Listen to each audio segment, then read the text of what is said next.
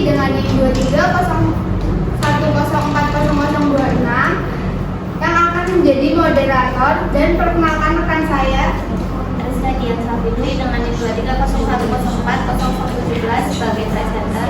Saya Elsa Pidevanda dengan NIM 2301040021 selaku MC.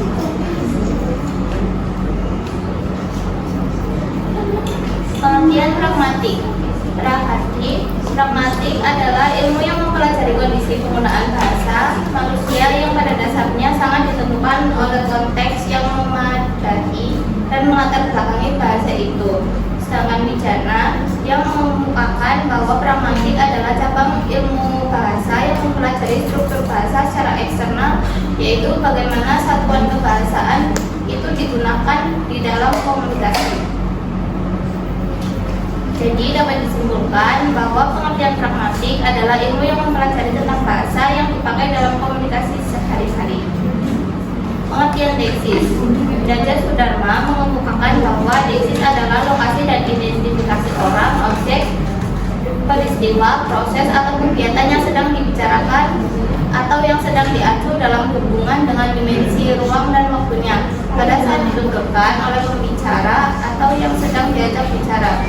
Sedangkan Euler, deksis adalah istilah teknis dari bahasa Yunani untuk salah satu hal mendasar yang kita lakukan dengan tuturan deksis, berarti menunjukkan melalui bahasa. Untuk linguistik yang dipakai menyelesaikan penunjukan tersebut ungkapan deksis. Deksis terbagi menjadi 3 jenis, yaitu 1 deksis persona, 2 deksis tempat, 3 deksis waktu. Jadi, menurut Derajat Sudharma, deksis ini melibatkan unsur-unsur yang berhubungan dengan bentuk, waktu, tempat, serta hubungan sosial yang ada di dalam komunikasi dan membantu memperjelas siapa yang berbicara kapan dan di mana peristiwa terjadi. Sedangkan menurut Euler mendefinisikan sebagai kata atau frasa yang maknanya berkaitan dengan konteks fisik atau sosial, menyatakan bahwa kata-kata seperti ini, itu, di sini dan di sana. Deksis menurut Euler merupakan komponen penting yang membantu menghubungkan bahasa dengan situasi nyata dalam percakapan. Dapat disimpulkan bahwa deksis sangat bergantung pada konteks percakapan dan membantu memberikan kejelasan terutama dalam hal siapa, di mana, dan kapan percakapan berlangsung. Pengertian tidak tutur. Saya mengatakan bahwa tidak tutur merupakan gejala individual bersifat psikologis dan keberlangsungannya ditentukan oleh kemampuan bahasa penutur dalam menghadapi situasi tertentu. Dalam tindak tutur lebih dilihat pada makna atau arti tindakan dalam tuturannya. Tarikan menyatakan bahwa berkaitan dengan tindak tutur, maka setiap ucapan atau ucapan tertentu mengandung maksud dan ucapan tertentu juga, dan tujuan tertentu juga. Contoh tindak tutur literal. Buku ini berat, maknanya penutur mengatakan bahwa buku yang dipegangnya terasa berat. Ilokusi, selamat atas kelulusanmu, maknanya ucapan atas keberhasilan pendengar dalam lulus. Sedangkan perlokusi, terima kasih banyak atas bantuanmu, maknanya pendengar merasa dihargai atau senang karena bantuannya diakui. Jadi menurut saya maupun Tarikan, keduanya mengemukakan bahwa tindak tutur adalah tindakan yang dilakukan melalui bahasa dalam interaksi sosial.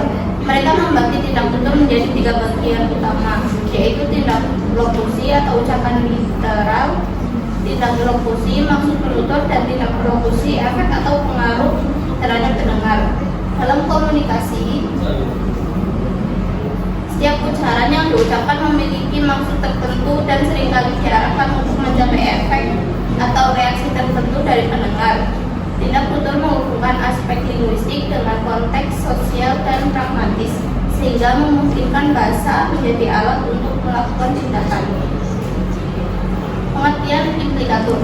Menurut Frida Laksana, dalam Pratiwi, implikatur adalah makna yang tersirat melalui ucapan sebuah kalimat dalam suatu konteks, meskipun makna itu bukan merupakan suatu bagian atau pemenuhan dari apa yang dituturkan. Sedangkan Gunawan Asim, indikator informasi yang tersirat itu yang tidak dikatakan, tapi yang ikut dikomunikasikan. Rais membedakan dua macam indikator atau makna tersirat itu. Keduanya adalah indikator konvensional dan indikator konversasional. Contoh indikator: kelas dimulai pukul 7 pagi. Indikator: penutur mengharapkan agar pendengar hadir tepat waktu atau siap pada pukul 7 pagi. Cuaca hari ini sangat cerah. Indikator: penutur mungkin ingin menandakan bahwa hari ini adalah hari yang baik untuk beraktivitas di luar ruangan. Jadi dapat disimpulkan bahwa indikator adalah makna atau pesan yang tersirat dalam suatu ujaran yang tidak secara langsung dinyatakan oleh penutur, tetapi dipahami oleh pendengar melalui konteks percakapan. Indikator terjadi ketika penutur mengungkapkan sesuatu secara tidak langsung atau implisit, dan pendengar perlu menafsirkan maksud sebenarnya berdasarkan petunjuk-petunjuk pragmatis dalam konteks komunikasi. Indikator mengandalkan kemampuan pendengar untuk memahami apa yang dimaksud penutur. Pemahaman indikator berkaitan erat dengan konteks sosial, budaya, serta situasi percakapan yang sedang berlangsung. Pengertian peranggapan. Dewey mengatakan bahwa peranggapan merupakan sesuatu yang diasumsikan penutur sebagai kasus sebelum membuat sebuah ujaran. Penutur bukan kalimat memiliki peranggapan. Davidson, peranggapan mengandung makna semua latar belakang asumsi yang dapat membuat suatu tindakan, teori, ungkapan ataupun tuturan masuk akal. Atau dapat dikatakan bahwa peranggapan merupakan inferensi atau asumsi.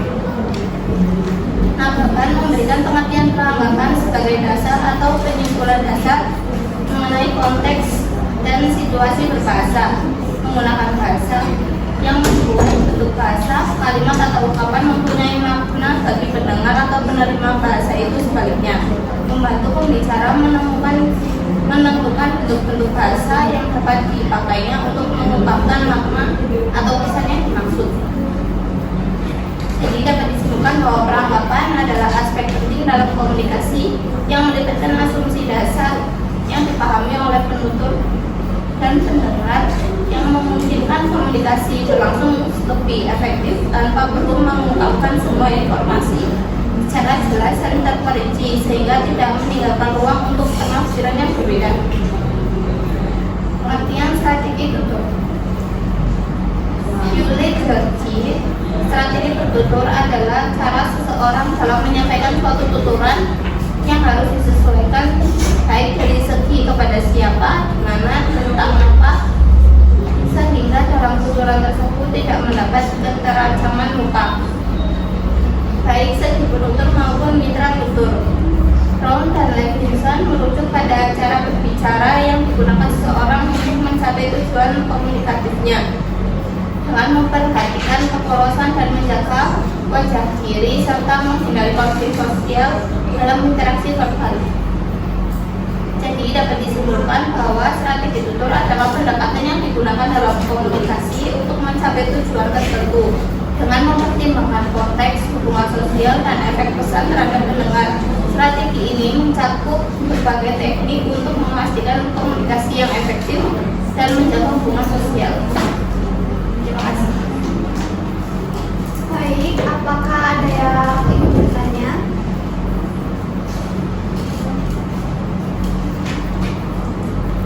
Jika tidak, saya cukupkan. Terima kasih. Wassalamualaikum warahmatullahi wabarakatuh. Waalaikumsalam warahmatullahi wabarakatuh.